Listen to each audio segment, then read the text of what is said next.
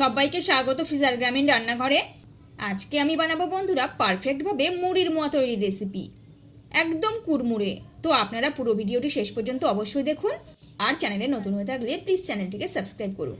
তো মুড়ির মোয়া বা মুড়ির নাড়ু বানানোর জন্য আমি এখানে নিয়ে নিয়েছি কুমড়ো বীজ। এটা মুড়ির মোয়াতে দিব, এতে মোয়া খেতে ভালো লাগে।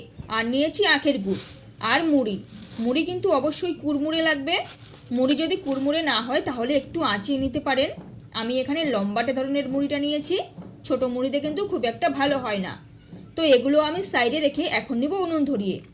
দাউ দাউ করে উনুনটা ধরে গেছে। এবারে এখানে দিয়ে দেবো একটা কড়াই বসিয়ে। কড়াই ভালোভাবে গরম করব, আর এতে এখন কুমড়ো বীজ হালকা আঁচিয়ে নিব।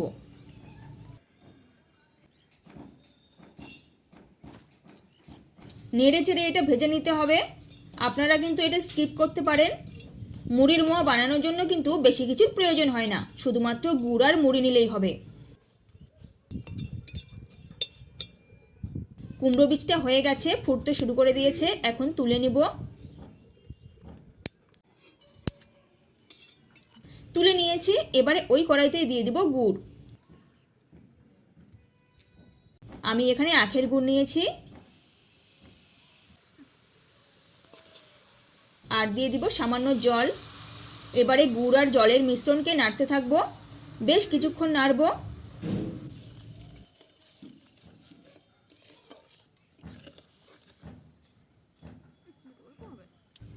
বেশ কিছুক্ষণ নাড়ার পরে গুড়ের অবস্থা দেখুন, কি সুন্দর ফেনা ফেনা উঠে গেছে। ততক্ষণ পর্যন্ত নাড়তে হবে যতক্ষণ না গুড় থেকে পুরো জল শুকিয়ে যায়। নাড়তে নাড়তে এক পর্যায়ে গুড় পুরো গাঢ় হয়ে যাবে। আপনারা যারা মুড়ির নাড়ু পারফেক্টভাবে বানাতে পারেন না, তারা আমার দেখানো প্রতিটা স্টেপ ফলো করলে একদম পারফেক্ট হবে। আপনারা গুড়ের পরিমাণটা বাড়িয়ে বা কমিয়ে নিতে পারেন। আমি এখানে যে পরিমাণে গুড় নিয়েছি এতে 12 থেকে 14টা মুড়ির নাড়ু হবে। দেখুন নাড়তে নাড়তে গুড় কেমন হয়ে গেছে। গুড় আরও কিছুক্ষণ হবে।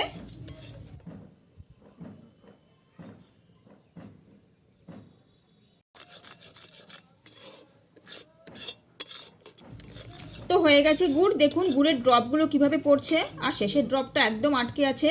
এরকম থাকা অবস্থাতেই নামিয়ে নিতে হবে। তো এখন আমি এটা চুলা থেকে নামিয়ে নিব, আর ঝটপট এই অবস্থাতে এখানে মুড়ি ঢেলে দিব। পুরো মুড়িটা কিন্তু একেবারে দেব না, একটু একটু করে দেব, একটু একটু করে দেব আর মাখবো। বেশ ভালোভাবে গুড়ের সাথে মুড়ি মিক্সড করতে হবে।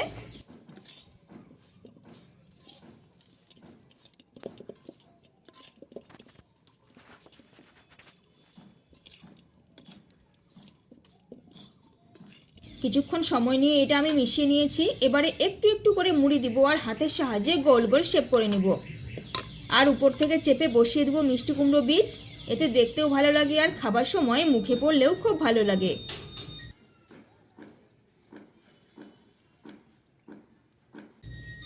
এইভাবে একটু করে মুড়ি নিয়ে আমি সবগুলোই গোল গোল শেপ করে নিব।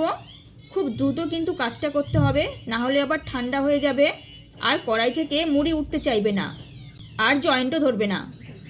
যদি এরকম অবস্থা হয়ে যায় তাহলে হালকা আঁচে কড়াই বসিয়ে দিবেন, তারপরে গোল গোল শেপ করে নেবেন। আপনারা দেখেই বুঝতে পারছেন আমার হাতে বেশ গরম লাগছে, কিন্তু এই গরম থাকা অবস্থাতেই কাজটা করতে হবে। সকাল বা সন্ধ্যার জলখাবারে এটা কিন্তু দারুণ একটা রেসিপি, ঝটপট বানিয়ে নেওয়া যায়, আর খেতেও খুব মজার।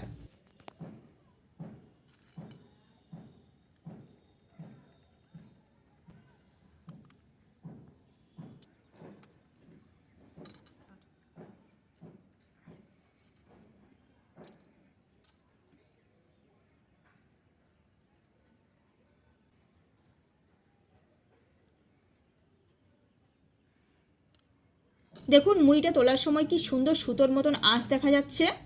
আপনারা হয়তো সঠিকভাবে বুঝতে পারছেন না, খুব সুন্দর সুতোর মতো পুরো মিশ্রণটাতে হয়ে আছে।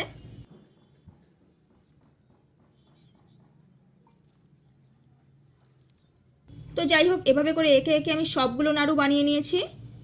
দেখুন কত সুন্দর লাগছে, একদম পারফেক্ট। আর দেখেই বুঝতে পারছেন কতটা কুড়মুড়ে হবে। তো আমাদের মুড়ির মোয়া বানানো একদম কমপ্লিট।